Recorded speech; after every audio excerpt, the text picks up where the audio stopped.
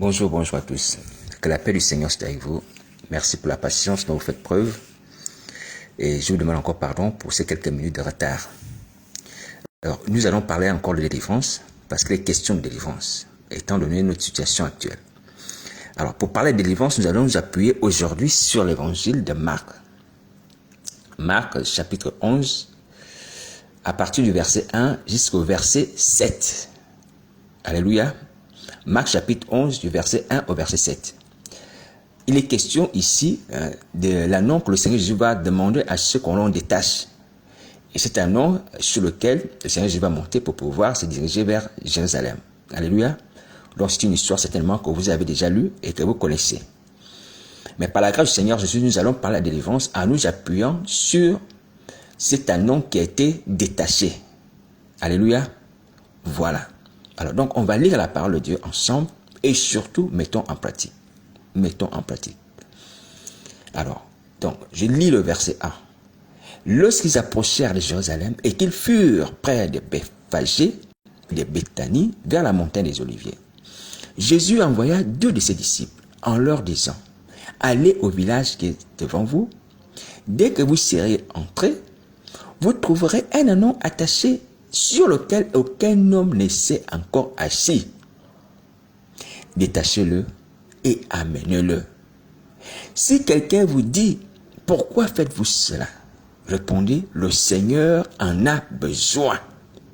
Et à l'instant, il le laissera venir ici. Les disciples étant allés, trouvèrent l'anneau attaché dehors, près d'une porte, au contour du chemin. Ils le détachèrent. Quelques-uns de ceux qui étaient là vinrent dire, que faites-vous?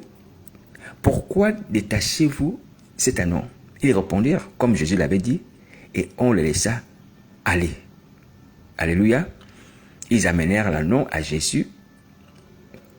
Ils amenèrent à Jésus l'anneau sur lequel ils jetèrent leurs vêtements et Jésus s'assit dessus.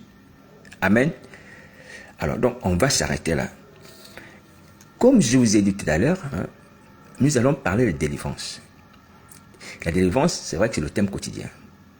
Mais nous allons nous inspirer du récit de cet anneau qui a été détaché par les disciples. Alléluia. Voilà, nous allons nous inspirer de ces récits-là pour parler de délivrance. Alors donc, le récit de Marc nous dit que le Seigneur Jésus devait aller à Jérusalem. C'est à ce moment-là qu'il envoie ses disciples. Il leur dit, allez dans le village qui est devant, et dès que vous serez rentrés, vous allez trouver un anneau attaché. Un anneau attaché. Détachez-le et amenez-le moi. Alléluia. Détachez-le et amenez-le moi. Alors, donc, les disciples vont et trouvent les choses comme le Seigneur Jésus l'a dit. Ils trouvent l'anneau attaché et ils le détachent. Mais les gens qui étaient là, certainement des propriétaires de cet anneau, posent la question à ses disciples. Ils leur demandent, mais pourquoi détachez-vous cet anneau? Et le Seigneur Jésus, qui avait prévu cela? Qui avait prévu cela? Leur avait dit que lorsque les gens vont vous poser la question de savoir pourquoi détachez-vous cet anneau, vous allez répondre simplement. Simplement que le Seigneur en a besoin. Le Seigneur en a besoin. Alléluia. Et c'est ainsi que lorsque les disciples détachent l'anneau et que les gens viennent leur poser la question, pourquoi vous détachez cet anneau, ils répondent que le Seigneur en a besoin. Et c'est à ce moment-là que ces gens les laissent aller avec l'anneau. Alléluia. Les laissent aller avec l'anneau parce que les disciples ont répondu comme le Seigneur Jésus l'avait ordonné. Alors, j'aimerais que nous puissions vraiment prêter notre attention sur ce qui est arrivé à cet anneau. Sur le fait que cet anneau a été détaché. J'aimerais que nous puissions vraiment prêter notre attention sur ces faits. Alléluia. Alors, parce qu'aujourd'hui, il faut que nous puissions comprendre que la même manière que cet anneau est attaché, nous aussi, nous sommes liés au monde des ténèbres. Cet anneau était captif. Nous aussi, nous sommes captifs. Donc, cet anneau, c'est l'image de notre situation. Nous sommes captifs des nations. Nous sommes captifs des nations. Parce que nous sommes liés à les nations. Mais un lien qui fait de nous des prisonniers. Ce n'est pas un lien de mariage consenti. Non, c'est un lien qui fait de nous des prisonniers. Qui fait de nous des serviteurs, sinon des esclaves. Cet anneau aussi était comme ça, attaché pour pouvoir servir comme bête de somme. Bête de somme, ça veut dire qu'il devait servir à faire des travaux, à porter des choses lourdes. Vous voyez? Cet anneau était comme ça. C'était un jeune anneau sur lequel personne n'était assis, mais dans le projet de son propriétaire, comme tout anneau, il devait servir des bêtes de somme. Donc, d'un animal qui devait être au service de son maître pour pouvoir porter les charges ou transporter son maître. Parce qu'à l'époque de Jésus, et comme dans certains pays, certainement encore aujourd'hui, des endroits reculés, les gens utilisent encore les ânes, les anneaux et les chevaux comme moyen de transport. Et également comme instrument pour pouvoir porter les charges, des bagages, des sacs, des choses comme ça.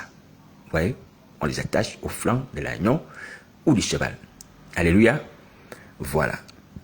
Alors, donc, notre situation ressemble à celle de cet anneau-là, qui était attaché, qui avait des propriétaires, et qui devait un jour ou l'autre servir comme tous les autres anneaux. Alléluia. Comme moyen de transport, comme bête de somme, pour le compte de leur maître. Alors, mais cet anneau va être détaché un jour, parce que le Seigneur Jésus en a besoin. Il va détacher un jour. Donc, il va connaître un autre sort. Peut-être de façon provisoire. Peut-être qu'il va repartir à son maître. Parce que la suite du récit ne dit pas que les propriétaires de cet anneau l'ont récupéré. Alléluia. Parce que là, dans la suite du récit, le Seigneur Jésus ne va pas passer la fin de son ministère en marchant, ou du moins en allant de ville en ville sur cet anneau. Non. C'était pendant un moment donné qu'il a utilisé l'anneau. Après, il va continuer à faire son œuvre itinérante, c'est-à-dire dans les rues, à pied, comme d'habitude. Alléluia. Donc, nous ne savons pas ce qu'est devenu l'anneau par la suite. Alléluia. S'il était rendu à ses maîtres ou pas. Alléluia. Voilà. Mais dans tous les cas, il faut que nous puissions vraiment prêter attention. Ça veut dire que cet anneau qui était attaché, qui était captif, a pu bénéficier d'une grâce. La grâce d'être délivré. La grâce de servir au Maître, au Fils de Dieu.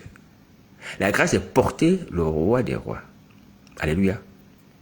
Donc, à un moment donné de l'histoire de cet anneau, il est rentré dans la gloire de Dieu. Je peux dire la gloire de Dieu, parce que Jésus va faire une entrée triomphale à Jérusalem. Il va faire une entrée triomphale à Jérusalem, mais étant assis sur un anneau, pour accomplir la prophétie qui avait été annoncée, qui disait que le roi devait venir, le roi devait venir assis sur un anneau. Il avait annoncé, c'est une prophétie. Vous voyez? Alors, donc, ça change aussi le statut de cet anneau, qui n'était plus un anneau ordinaire. Alléluia. C'était un anneau béni, je peux dire béni. Alléluia. Parce qu'il est rentré dans une phase glorieuse de la vie de Jésus. Voilà, il accompagne le Seigneur Jésus dans son entrée triomphale, glorieuse, royale à Jérusalem. Alléluia. Donc cette entrée, d'ailleurs, vous allez voir que ça va faire du bruit parce que les gens vont s'étonner, vont dire, mais c'est qui ça? C'est qui cette personne? Pardon. On est Jésus. C'est Jésus de Nazareth. Vous voyez? Alors, donc, la situation de cet anneau ressemble à la nôtre. Nous sommes liés au monde des ténèbres. Nous sommes captifs au monde des ténèbres. Alléluia. Dernier axe anneau. Et je suis venu lui dire qu'il y a l'espérance. Ça, c'est la première des choses qu'il faut retenir. Il y a l'espérance pour nous. Alléluia. Il y a l'espérance pour nous. On s'est libéré. De la même manière que cet anneau, qui n'était pas sûr un jour d'être libéré, a été libéré. Nous aussi, nous sommes libérés. Nous serons libérés. Nous serons délivrés. Parce qu'il s'agit de délivrance. Délivrance de la servitude de Satan, comme là aussi pouvait à un moment donné délivrer de ces travaux quotidiens de bêtes de somme. Ont-il été question pour tous les noms de son espèce? Oui. Il a pu faire autre chose que celle de pouvoir porter des hommes pécheurs, ou du moins d'aller dans les champs porter les charges. Il est rentré dans la gloire avec le Seigneur Jésus. Alors donc, j'aimerais nous dire que notre destinée va changer. Alléluia. On a beau être attaché, on a beau être asservi, on a beau être dominé par le monde des ténèbres, on sera délivré. On sera délivré. Est-ce que vous entendez? On sera délivré. Donc cette parole est une parole d'espérance. Et une espérance qui ne trompe point. Une espérance qui ne trompe point. C'est ainsi que aujourd'hui, nous pouvons, avec joie, nous pouvons aller prier.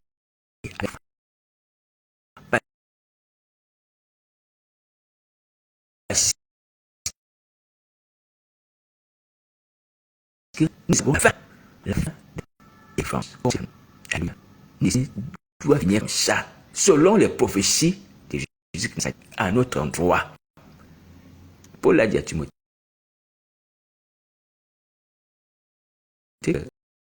Selon les prophéties de ton aussi, tu peux tomber. C'est une prophétie. Nous marchons. Aujourd'hui, je vous dis, mes frères et sœurs, c'est basé sur une prophétie de Jésus-Christ Nazareth. Et j'interpelle encore mes frères et sœurs de France, que ce n'est pas par la volonté d'un homme, ce n'est pas par le sentiment, ce sont des choses qui ont été prophétisées. Comme vous voyez que c'est un nom-là qui porte le Seigneur Jésus, est entré à Jérusalem de façon glorieuse avec le Seigneur, parce qu'il y avait une prophétie. Parce qu'il y avait une prophétie. Est-ce que vous entendez ce que j'ai dit, mes frères et sœurs? Est-ce que vous entendez ça? Ceux qui ont écouté le message d'hier, je vous ai dit que ceux qui avaient volé mes songes, ils savent que c'était écrit. Que les gens de France, les chrétiens qui sont tombés à la sorcellerie, doivent sortir de la sorcellerie. Doivent bénéficier de délivrance par Jésus-Christ Nazareth. Je l'avais reçu il y a longtemps. Il y a longtemps. Et c'est une prophétie. C'est une prophétie qui vous concerne. Les gens de l'Église de France en particulier. Mais comme tous les autres ont la même maladie, donc tous les autres aussi ont la même promesse. Donc il y a une promesse de délivrance qui est là. Donc la prophétie disait que l'anneau devait rentrer avec le maître à Jérusalem. L'anneau devait d'abord être délivré. Ouais. Et c'est cette prophétie. Notre délivrance a été prophétisée. Elle a été prophétisée. On va rentrer dans la gloire avec Jésus qui s'arrête. Est-ce que vous entendez? Nous sommes à l'image d'un homme. On va délivrer. On a la gloire avec le maître. Là où le son serviteur. L'anneau est symbole de serviteur. Nous aussi, nous sommes des serviteurs. On va accompagner notre maître dans sa gloire. Alléluia. Dans son règne, on sera avec Jésus. Nous avons un avenir radieux. Nous avons une espérance sûre, certaine et bonne. Alléluia. Donc, je voudrais nous encourager à nous lever à prier. Nous allons changer notre statut. Nous allons changer notre statut. Nous ne serons plus des bêtes de somme à servir à Satan. Aux nations, dans l'église, ces drapeaux-là vont être déchirés. Si ces drapeaux s'apparentent aux liens qui nous lient au monde des ténèbres, ils seront déchirés. De la même manière que les disciples ont détaché l'anneau. Jésus va nous détacher. Il va nous détacher. Il va nous détacher de ces liens, des drapeaux de nations qui sont dans les églises. Est-ce que vous entendez? Je vous annonce une parole prophétique qui nous concerne. Donc, l'œuvre que nous faisons aujourd'hui, par la grâce du Seigneur Jésus, le Saint-Esprit et moi, n'est pas une œuvre qui sort de mon cœur, de mon initiative, mais qui vient de Jésus Nazareth.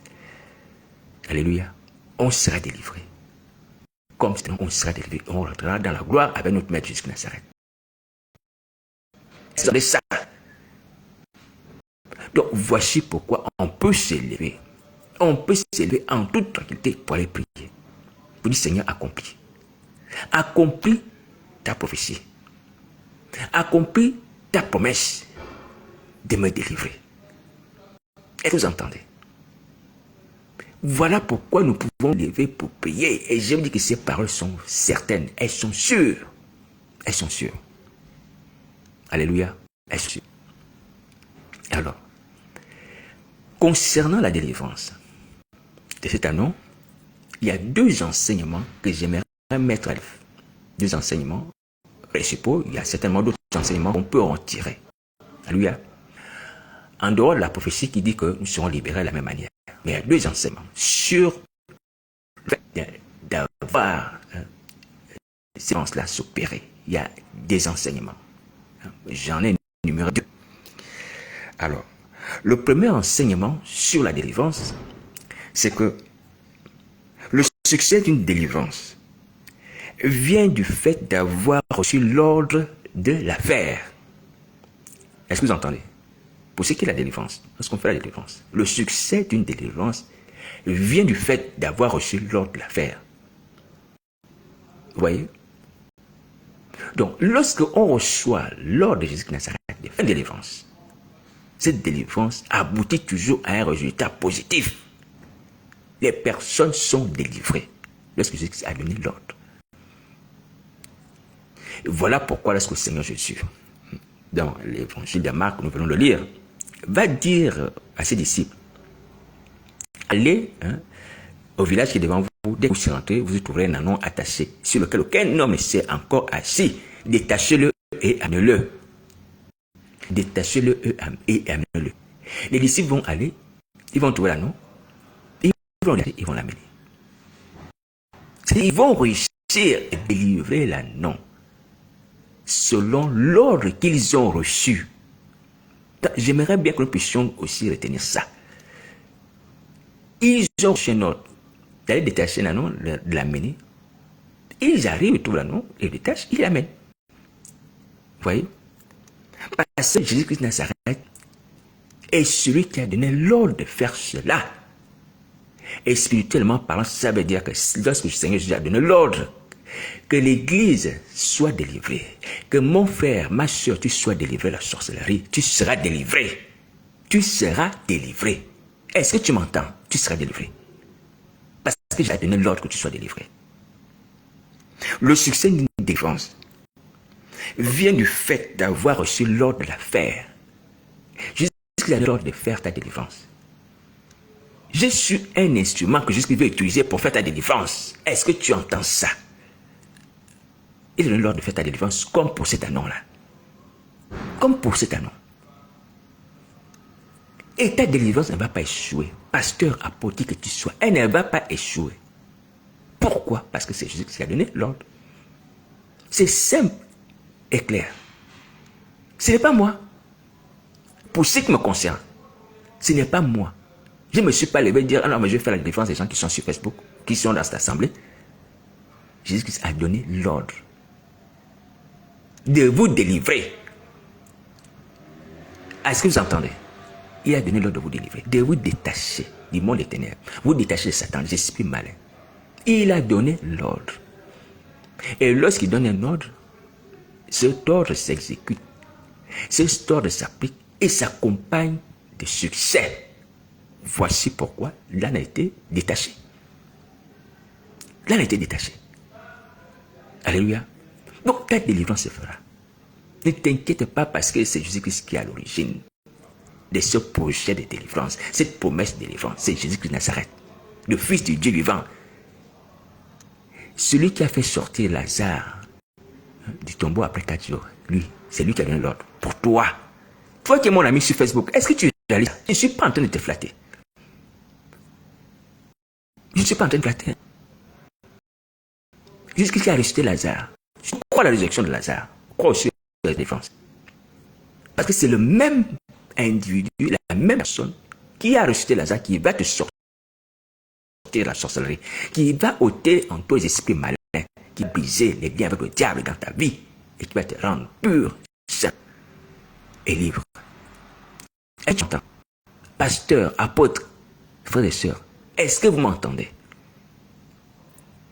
C'est sur ordre de Jésus de Nazareth que ces choses se font. Sur ordre de Jésus de Nazareth.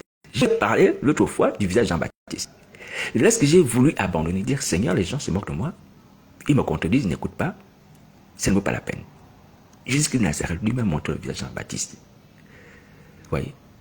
Il m'a montré le visage de Jean-Baptiste pour dire que c'est lui qui donne de continuer. Et puis qu'il continue à parler de repentance. Pour que nous soyons sauvés. Aujourd'hui, mes amis, nous avons tous les éléments qu'il faut pour la foi. Et Jésus-Christ lui-même justifie que c'est lui qui a envoyé faire cette œuvre. Puisqu'elle demeure, malgré les attaques de Satan. Vous entendez toujours les messages de Jésus qui s'arrêtent. Même si ce n'est pas tous les jours, mais vous les entendez. Vous les entendez. Et vous voyez bien que Satan échoue à faire taire le Saint-Esprit. Vous voyez? Donc, Jésus-Christ est là derrière. Il a donné l'ordre que vous soyez délivrés, comme il a donné l'ordre pour que cet annonce soit détaché. Alléluia. Voici une belle promesse. Voici une belle parole. Donc, lève-toi maintenant. Lève-toi maintenant pour demander l'accomplissement de cette promesse-là dans ta vie. Alléluia. Donc, sois en paix. La délivrance est prévue pour toi. Elle est prévue pour toi. Tu ne mourras pas dans la servitude satanique. Tu ne mourras pas dans la sorcellerie. Tu n'iras pas dans les temps de feu. Non. Jésus n'a pas prévu ça pour toi. Est-ce que tu m'entends? Pourvu que tu te lèves et que tu pries. Et que tu te repentes. Parce que c'est la condition qu'il demande. C'est la condition qu'il demande. Que nous puissions nous repentir, c'est tout. Et ne soyons pas comme les gens qui ont méprisé Jean-Baptiste. Les gens ont méprisé Jean-Baptiste. Jean-Baptiste leur disait, repentez-vous. Comme si vous disiez, venez vous faire baptiser. Mais l'Esprit faisait mépriser Jean-Baptiste. Il dit, mais toi, qui es qui pour nous parler? Tu viens, qui t'a donné l'autorisation de parler ces choses? Vous voyez? On va venir le voir, en train de prêcher, en train de baptiser les gens. On va lui dire, toi, tu es qui? Jean va dire, moi, je ne suis rien. Moi, je suis la voix de celui qui craint le désert. Comme disait le prophète, c'est tout. Vous voyez? Ils ont méprisé Jean-Baptiste. Ils l'ont traité à sa manière. Et la Bible va dire qu'ils ont annulé la grâce des saints. Les saints de Dieu étaient d'amener au salut, disposer leur cœur à recevoir le maître, recevoir des hommes jusqu'à Nazareth qui devaient venir. Vous voyez? Ils ont méprisé Jean-Baptiste, ils ont été condamnés. Alors donc, j'aimerais nous dire que ne faisons pas cette erreur. Parce que nous pouvons, par notre incrédulité, on va en parler encore de l'incrédulité, par notre incrédulité, annuler le plan de Dieu pour nos vies. Je vous dis cela. L'homme est capable d'annuler le plan de Dieu pour sa vie. Donc, ce n'est pas une affaire de prédestination, non. C'est une affaire de choix personnel. Je vous dis la vérité. Nous faisons des erreurs. Vous pensez que quand le Seigneur Dieu nous faisons des erreurs, ou que des choses mauvaises nous arrivent, et qu'il se met à pleurer, et qu'il est triste, vous pensez qu'il fait la comédie? Non. Il n'a jamais voulu qu'on fasse des erreurs. Il n'a jamais voulu qu'on se fasse du mal, qu'on meure, qu'on soit même malade. Mais tout ça, c'est le résultat de nos propres fautes. Je vous assure, hein. Je vous assure. Dieu, certes, a laissé que l'homme devait être tenté par l'ennemi dans le jardin d'Éden, mais Dieu n'avait pas prévu, n'avait pas permis que l'homme puisse pécher. Alléluia. Son plan était que l'homme puisse vaincre le tentateur. Satan devait l'attaquer. Satan devait l'attaquer, mais il devait combattre le diable, comme le Seigneur a combattu le diable dans le désert. Alléluia. Mais il ne devait pas y avoir de défaite de la part de l'homme. Pas de défaite. Pas de défaite. Le combat, oui, mais pas de défaite. Vous voyez? Donc, aujourd'hui, nous sommes responsables de notre sort. Que personne ne dit, non, mais j'étais prédestiné à l'étang de feu. Mon nom n'a jamais été inscrit dans le livre de vie. Mes parents ont été sorciers de génération en génération, donc c'est inutile. Nous sommes dans le vaudou depuis longtemps. C'est pas vrai. Nous avons le choix aujourd'hui. Je vous dis la vérité, nous avons le choix. Nous avons le choix. Le choix d'accepter de se repentir et d'être sauvé. Le choix de refuser de se repentir et d'aller dans les temps de feu. Voilà. Alors donc, je disais tout à l'heure que par rapport à la délivrance, l'histoire Et cet âne nous a mené nous a révélé une première leçon qui est que le succès d'une délivrance vient du fait d'avoir reçu l'ordre de l'affaire. D'avoir reçu l'ordre de l'affaire. Le succès d'une délivrance vient de cela. Voilà. Donc, quand on a reçu l'ordre de faire une délivrance, forcément, il y a le succès. Et un ordre qui vient de jusqu'à Nazareth, il y a un ordre qui vient de jusqu'à Nazareth, comme pour le cas de cet âne-là. Alléluia. Voilà. Alors, la deuxième chose que ceci nous donne comme leçon, c'est que dans une délivrance, on peut rencontrer l'opposition, mais il y aura toujours moyen de l'anéantir. Dans une délivrance, on peut toujours rencontrer l'opposition, mais il y aura toujours moyen de l'anéantir.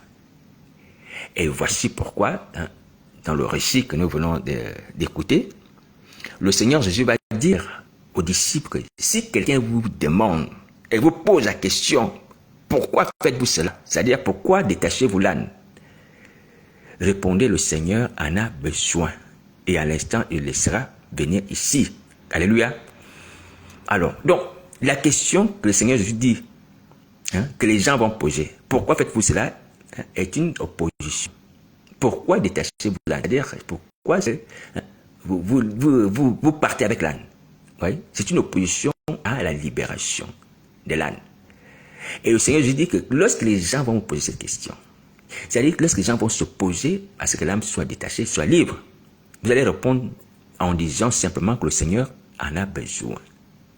Est-ce que vous voyez? Vous répondez que le Seigneur en a besoin. Alors le Seigneur en a besoin, est le moyen par lequel l'opposition sera anéantie. Le moyen par lequel l'opposition au détachement de l'âne sera anéantie. Et elle a été anéantie. Alléluia. Parce que les disciples ont répondu de cette manière. Alléluia. Voilà.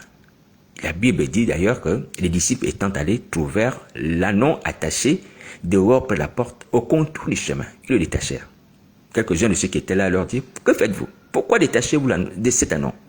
Ils répondirent comme Jésus l'avait dit. Et on les laissa aller. Les choses sont accomplies comme le Seigneur Jésus l'avait dit. Et ils ont effectivement accompli également le déroulement de ce détachement de l'âne. C'est-à-dire qu'il fallait simplement dire que le Seigneur en a besoin en cas d'opposition. Vous voyez? Donc, une délivrance peut rencontrer des difficultés, peut rencontrer l'opposition, mais il y aura toujours un moyen d'anéantir cette opposition-là. Alléluia. Un moyen d'anéantir cette opposition. Donc, en fait, ces récits nous permettent déjà de voir que, en fait, si nous restons attachés comme l'âne, même si les gens posent la question, pourquoi faites ça? Pourquoi tu pries? Pourquoi tu confesses tes péchés? Pourquoi tu veux sortir de la sorcellerie? Il y a un moyen de s'en sortir. Il y a un moyen d'être libre. Il y a un moyen de se libérer de ces gens-là, de cette opposition-là, que ce soit par la parole, que ce soit par les actes de sorcellerie, les intimidations ou tout autre moyen. Alléluia. Il y a aussi, je t'arrête, peut voir aussi une sortie de la dépendance, de la servitude de Satan, des démons, des hommes. Alléluia. Il y a une sortie. Alléluia. Alors, ça nous permet de comprendre qu'on ne peut pas demeurer dans la délivrance lorsque Jésus-Christ l'a ordonné. Dans la servitude lorsque Jésus-Christ a ordonné nos délivrances. On ne peut pas demeurer dans la servitude lorsque Jésus-Christ a ordonné nos délivrances. Impossible. Même si il y a l'opposition, cette opposition sera stoppée. Elle va disparaître. Vous voyez, le Seigneur Jésus va dire aux disciples, écoutez, quand les gens vont vous poser la question au sujet de cet âne, répondez simplement que le Seigneur en a besoin. Par ces simples paroles. Le Seigneur en a besoin. Et ces gens connaissaient Jésus-Christ de Nazareth. Dès qu'ils ont compris, c'est Jésus qui en a besoin. Non. Prenez l'âne. C'est Jésus qui en a besoin. Satan, c'est des démons, mais c'est Jésus. Ils vont le dire aux 7 fils de Sheba qui vont tenter de faire la délivrance, mais qui vont être maltraités par le Dieu qui est démoniaque. Les démons vont dire que nous on connaît Jésus, on connaît Paul, mais vous êtes qui? Vous voyez? Ils connaissent qui est Jésus. Et lorsque Jésus a donné l'ordre, ils sont au courant. Ils sont au courant de ce qui se passe dans le monde spirituel. Ils sont au courant des conversations que le Seigneur Jésus a eues avec les disciples, même avant même que les disciples aillent sur place. Ils sont au courant. Satan est au courant, puisque son activité, entre autres, c'est l'information. Il s'informer. Et donc, aujourd'hui, j'ai béni le Seigneur Jésus parce que le monde était au courant. Il est au courant que votre délivrance a été prophétisée. La délivrance de l'Église a été prophétisée. Satan, les démons sont au courant de ça. Donc, comme ils sont au courant de ça, ils ne vont pas s'opposer. Est-ce que vous entendez? Les démons qui sont en vous là, tout démon, d'ailleurs, il y a certainement des démons qui m'approchent, je sais qu'ils communiquent sur moi déjà. Il y a des gens qui ne me connaissent pas, mais comme ils ont les esprits impurs, les esprits de sorcellerie, c'est pas un mépris vis-à-vis de vous. Mais les démons vous renseignent sur ma vie.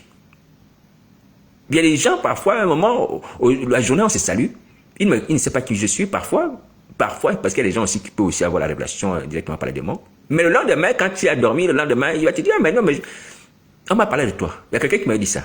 On m'a parlé de toi la nuit. Bon, cette personne aussi, que Dieu te bénisse, hein, si elle se reconnaît. Alléluia. Mais c'est un être humain qui a un bon cœur, cette personne en question. C'est un être humain qui a un bon cœur. Alléluia. Voilà. Voilà. Cette personne me dit, mais on m'a parlé de toi la nuit.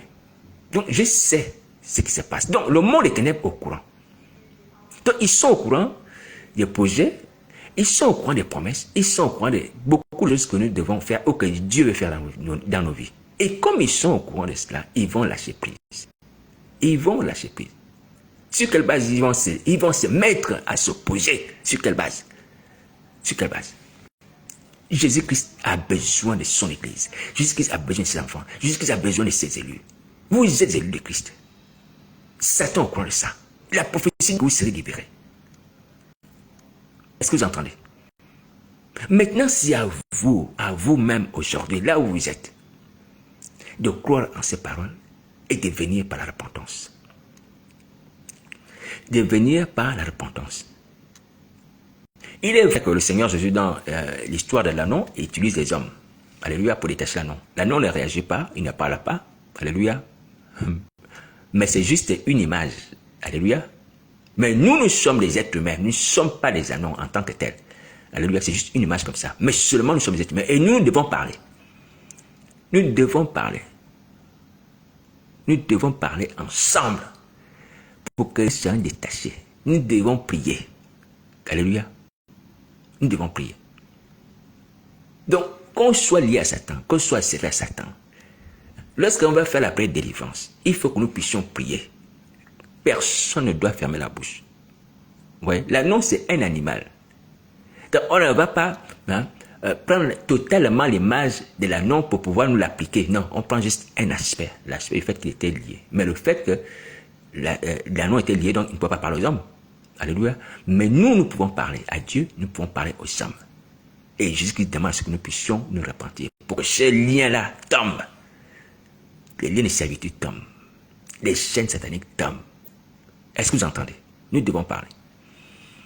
Mais ce qui est important aussi à retenir, c'est que les hommes que Jésus-Christ a appelés comme disciples sont capables de vous détacher. Est-ce que vous entendez?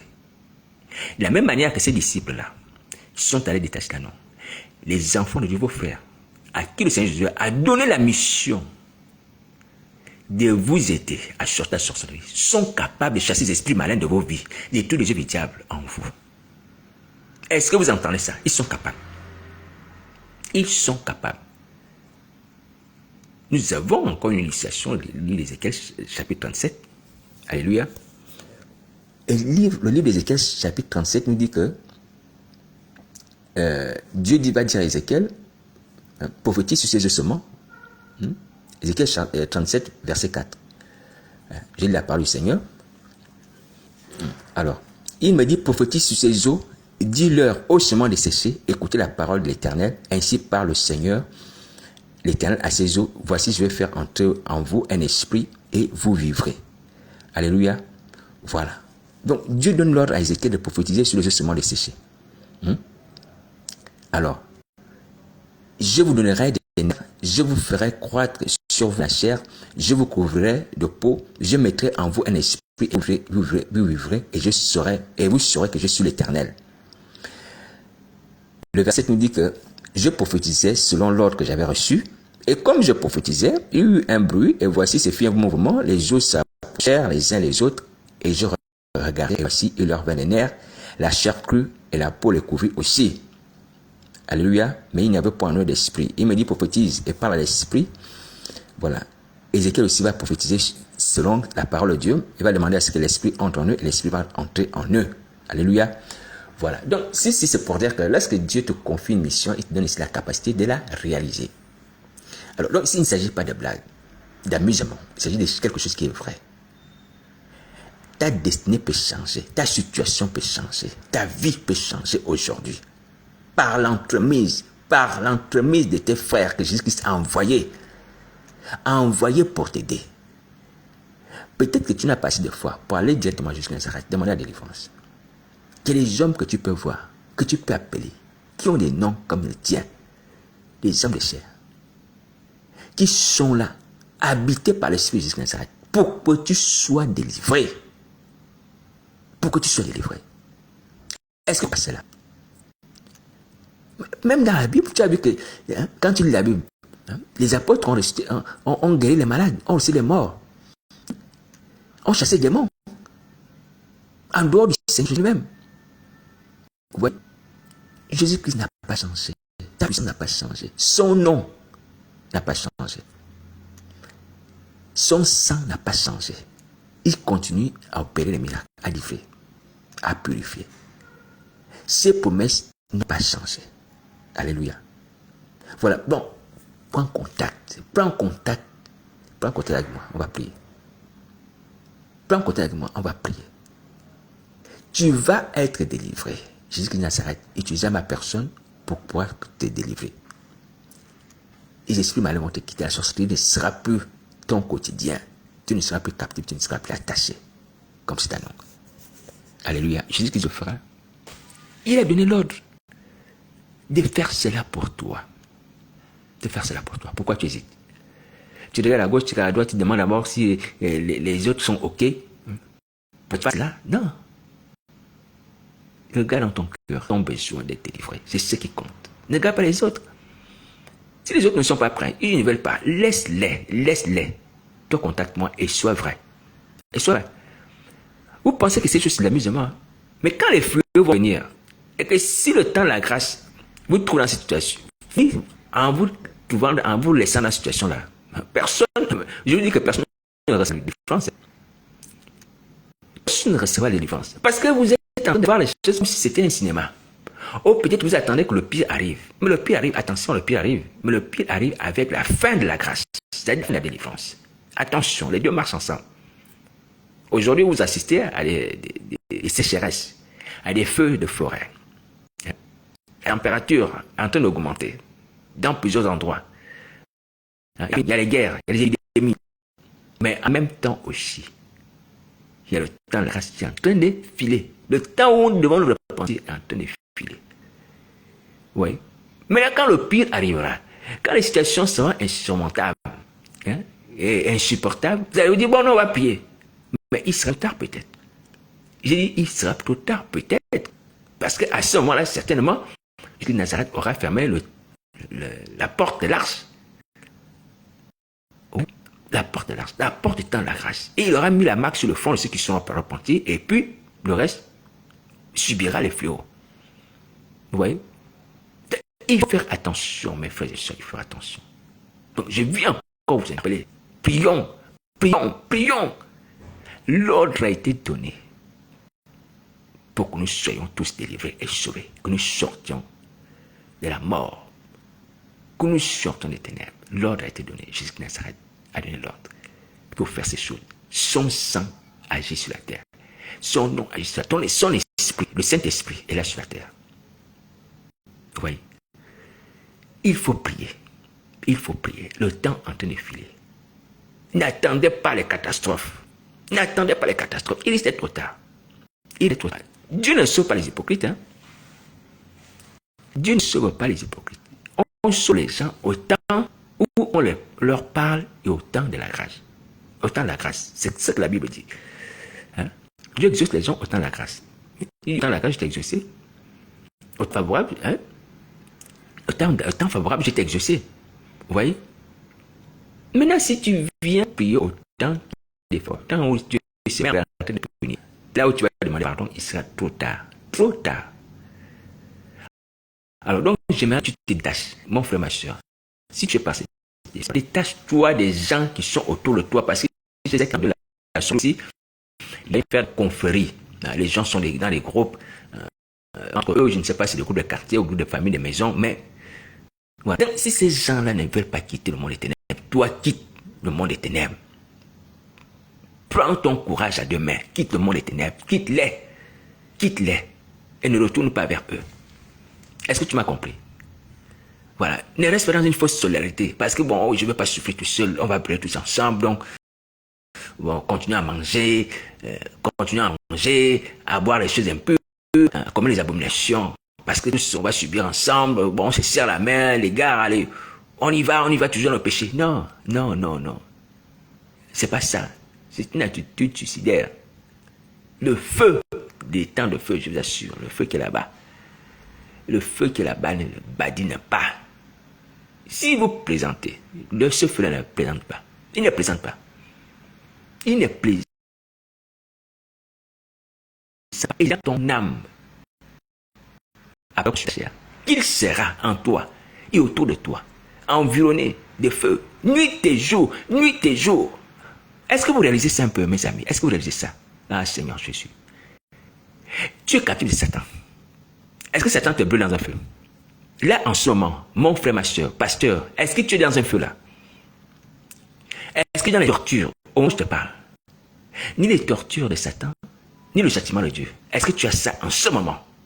En ce moment, physiquement, même spirituellement, tu entends juste des voix, des menaces. Peut-être que tu entends des voix, juste des menaces. Là où tu es là, tu n'as rien de ce qui apparente à la douleur physique. Pour ceux qui sont sur Internet, si c'est sur Internet, ça veut dire que physiquement, ça va mieux en général. En général, on peut avoir des petites maladies ou des maladies. Donc, vous êtes pleinement, on peut dire, en position de vos aptitudes intellectuelles, vous n'êtes pas fou. Satan ne vous a pas rendu fou. Dieu ne vous a pas frappé de folie. Oui. Donc, vous êtes en même de sauver vos vies de façon raisonnable. De façon raisonnable. Oui. Vous ne subissez aucun mal. Là, en ce moment, aucun mal. Voilà la part de Dieu. Donc, pourquoi est-ce que vous allez partir maintenant et subir les temps de feu? Et pourquoi est-ce que vous voulez prier quand vous allez subir les châtiments de Dieu? Or, là où vous pouvez prier, hein, vous allez pleinement l'usage de vos paroles, de votre langage, hein, de vos membres. Vous ne pas frapper d'infimité. Mais c'est repentir, peut-être, hein, si c'est le cas, hein, étant frappé par un ange, ayant perdu un pied, ayant perdu un œil. C'est pas évident, hein, dans la douleur. Ouais, c'est pas évident. Quand tu as quand même la santé, répands-toi. Quand tu peux marcher, répands-toi. Tu peux faire un travail de délivrance, de restauration. Tu peux gêner encore aujourd'hui. Tu vois? Parce que Dieu te donne encore, hein, la santé pour ça. Il te donne encore la santé pour ça. Tu peux gêner aujourd'hui. Donc, profite de ça pour pouvoir te repentir. Dieu te donne aussi le souffle de vie, qui est plus que tout. Tu te lèves à terre, malgré la multitude de tes péchés. Mais Dieu te laisse en vie. Profite de cette vie pour pouvoir te repentir. Parce que tu ne sais pas. Tu ne sais pas ce que demain sera pour toi. Tu peux perdre la vie. Après ce message, tu ne peux pas vivre. Dieu peut te frapper. Dieu peut te frapper. Parce que, en réalité, comme nous le savons, et en vérité, le salut du péché, c'est la mort. Le salut du péché, c'est la mort. Est-ce que tu vois, mon frère, ma soeur? Est-ce que tu vois que tu as la possibilité de sauver ta vie maintenant? Tu as la possibilité de le faire. Alors donc, je t'invite vraiment à réaliser que tu peux éviter les temps de feu. C'est un châtiment insupportable. Insupportable. Tu seras environné de feu. Tu vas brûler le feu. Que tu sois avec tes amis ou pas, avec Satan et ses démons ou pas, tu vas sentir la souffrance du feu en toi. Et tu vas regretter que, Seigneur, pourtant quand on m'exhortait, je n'étais pas malade. Je n'étais pas infirme, je pouvais marcher pour aller trouver le frère pour prier avec lui. Je pouvais aller parler avec lui, j'avais sa parole. Quand on m'exhortait, Seigneur, j'avais de l'argent, même pour pouvoir payer le transport. Tu as de l'argent pour payer le transport, si tu veux me relever. Pour que tu sois, pour ceux qui ont l'argent pour payer le transport, payer le billet d'avion. Il y a certains d'entre vous qui ont de l'argent. Vous voyez? Mais tu ne fais pas cas, ça ne t'intéresse pas, malheureusement. Mais tu vas regretter, parce que ces choses vont te revenir en mémoire. Mais c'est trop tard. Je ne sais pas pourquoi on peut rester là, ancré, lié à Satan, sachant qu'il y a un grand danger comme ça qui nous guette. Je ne sais pas. Je vous ai dit que mes frères, réalisons un peu le temps de feu. Le temps de feu va faire du mal à Satan, ces démons. Satan que vous craignez là, le temps de feu va lui faire du mal. Il va pleurer, enfin. Je ne sais pas s'il va pleurer, mais il va souffrir. Vous voyez Satan le diable? Il va sentir la douleur du temps de feu. Il va la sentir. Et il ne pourra pas changer, il ne pourra pas changer. Hein? Ou du moins, il ne pourra pas l'éviter. Même si c'est transformé en serpent, en crocodile, machin, selon son pouvoir, rien du tout, rien ne sera possible pour lui, pour pouvoir échapper à cela. Impossible. Est-ce que vous réalisez ça? Alors non seulement Satan, les démons, la mort, le séjour des morts, ça j'étais dans le temps ardent le feu et souffle. Allez-y lire le livre Apocalypse. Alors donc aujourd'hui, lorsqu'on vous dit cela, qu'il y a un grand châtiment comme ça qui arrive, mon ami, même le fait de prendre le micro et dire que si c'est la condition, bien sûr, pour échapper à cela, d'aller sur TF1, la première chaîne française, confesser que tu es sorcier, pour éviter cela, je me dis que Seigneur, c'est une grâce, j'accepte. J'accepte d'aller sur TF1 dire que je suis sorcier, pourvu que j'échappe le temps de feu. J'accepte cela. Les gens vont savoir. Je suis sorti des temps de feu. Je suis délivré des temps de feu. Je m'en vais au paradis. Point final. Et ça ne va pas changer quoi que ce soit dans ma vie, jusqu'il m'accorde sa grâce. Il m'accorde son soulevé. Il m'accorde son pain. Il m'accorde sa santé. Et ça me suffit. Ce n'est pas un homme qui m'a créé. C'est Dieu qui m'a créé, qui m'a mis sur la terre. Et quand il m'a pardonné, et s'il m'a donné comme condition d'aller sur TF1 pour confesser la sorcellerie, j'ai fait sur TF1, je confesse la sorcellerie. Et je suis heureux de vivre, d'avoir le salut, de pouvoir entrer au paradis. Ça me suffit. Ça me suffit. C'est pas possible qu'on puisse rester lié à Satan, attaché. Alors qu'on peut marcher. On peut marcher. Vous pouvez marcher. Vous pouvez m'appeler, vous avez un numéro de téléphone. Il y a quelques-uns, j'ai salué, j'ai dit bonjour. Même le bonjour, parfois, vous ne répondez pas. Il y a des gens qui ne répondent pas. Vous ne répondez pas. Je vous dis bonjour sur Facebook, vous ne répondez pas. Parce que Satan va donner l'ordre de ne pas répondre. Vous allez continuer à obéir à Satan dans les temps de feu, comme ça. Comme ça, là. Parce que vous obéissez aux ordres qui vous condamnent. Vous ne voulez pas vous rebeller. Et vous ne pensez pas que Dieu est capable de vous soutenir, même si Satan s'élève contre vous. Tu as donné ton sang, c'est vrai, tu as donné ton âme, tu as donné les cheveux de ta tête, tu as donné les ongles. Mais ils vont te contrôler, ils vont t'injecter des maladies. Mais le sang va annuler ces maladies.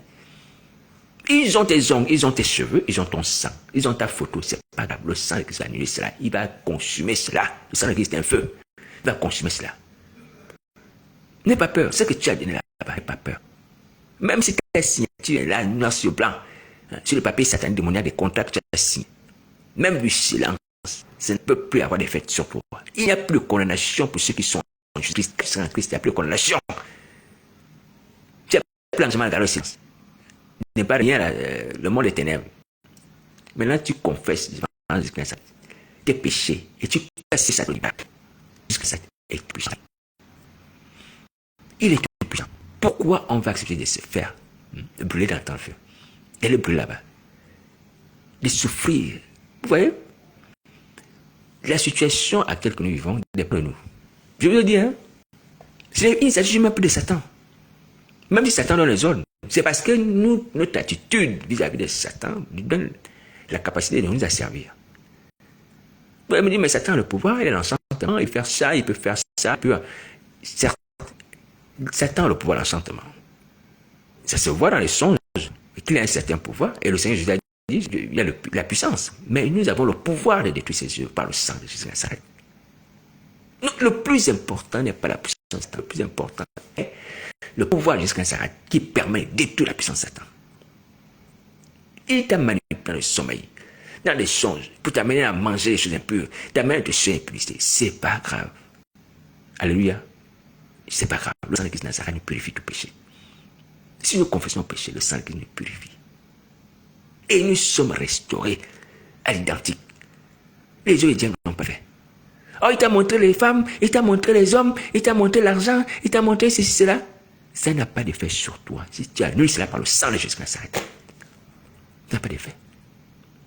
Alléluia. Pourquoi vous ne voulez pas continuer le pouvoir qui est dans le sang de Christ? Vous ne considérez que la puissance de Satan est démons. Pourquoi?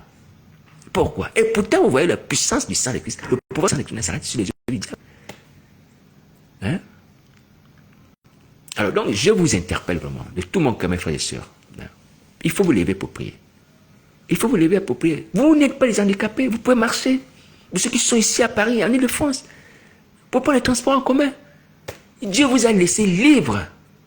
Libre avec vos membres, vos facultés. Pour faire quoi? Pour que vous puissiez vous repentir. Pour que vous puissiez vous repentir. Dieu ne pousse pas à la repentance. Hein?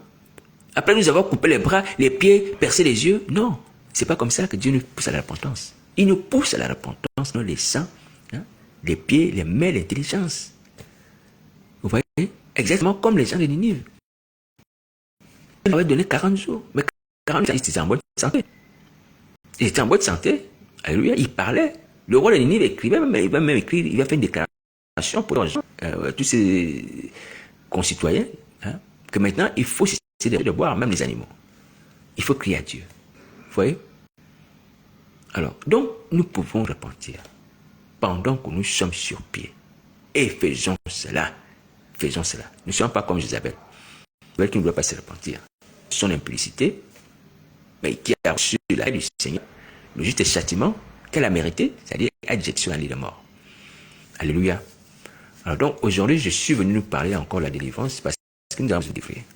Nous avons besoin de délivrer, mais il faut le faire maintenant. C'est maintenant qu'il faut le faire. Alléluia. Alors donc, j'ai pris comme modèle, c'est un nom qui était attaché, que les disciples ont détaché. Et je vous assure que c'est l'histoire qui nous concerne et qui nous donne aujourd'hui encore l'espérance que rien n'est foutu pour nous, rien n'est perdu pour nous. Alléluia.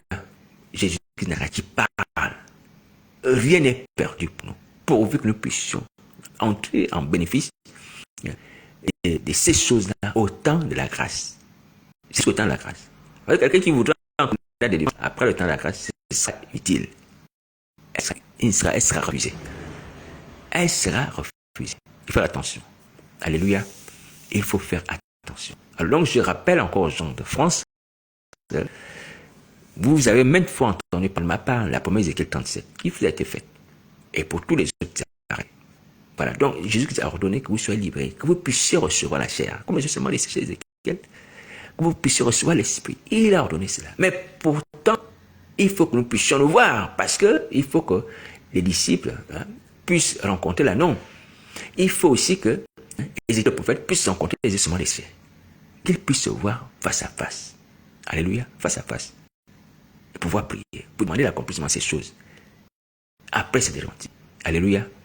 Voilà, donc voyons-nous. Je rappelle encore mon numéro de téléphone, 07 58 88 88 71. Voilà, donc pour me contacter pour ça. Alléluia. Voilà. Mais pour toutes les autres personnes, c'est vrai que j'ai parlé beaucoup plus des gens de France, mais pour toutes les autres personnes qui ont la même maladie, sachez que vous avez la même recette. La même recette, et le même Seigneur, et la même promesse. Pour toute l'humanité, même pour les gens du dehors, qui ne sont pas chrétiens, qui ne sont pas des gens des églises. Je leur dis encore, vous aussi pouvez avoir accès à la délivrance.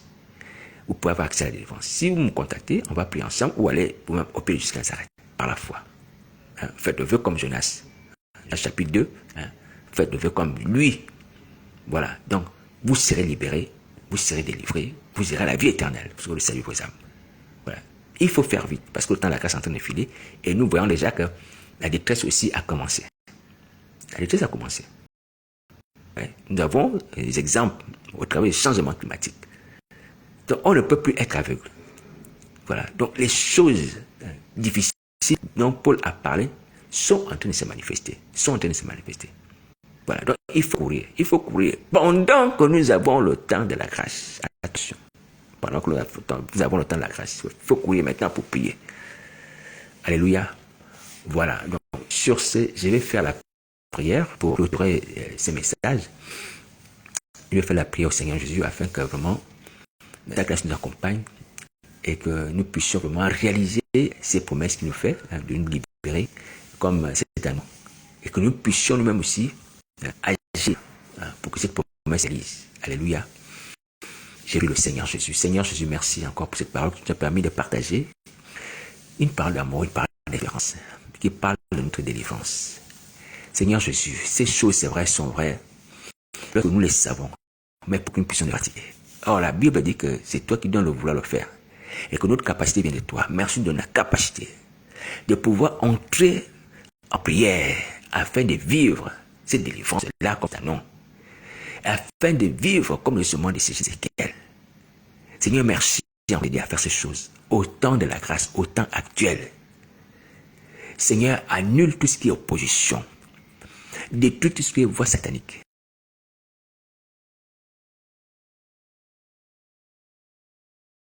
Qui manipulation, les rejette aussi. Fais que nous puissions rechercher et désirer nos défenses. À partir de maintenant, que ton sang puisse agir encore. Le sang du rachat continue à agir dans nos vies, dans nos âmes, dans nos esprits, dans nos corps. Et loin de nous l'ennemi de nos âmes. Ceci pour ta gloire et celle du Père. Amen. Amen. Que Dieu vous bénisse.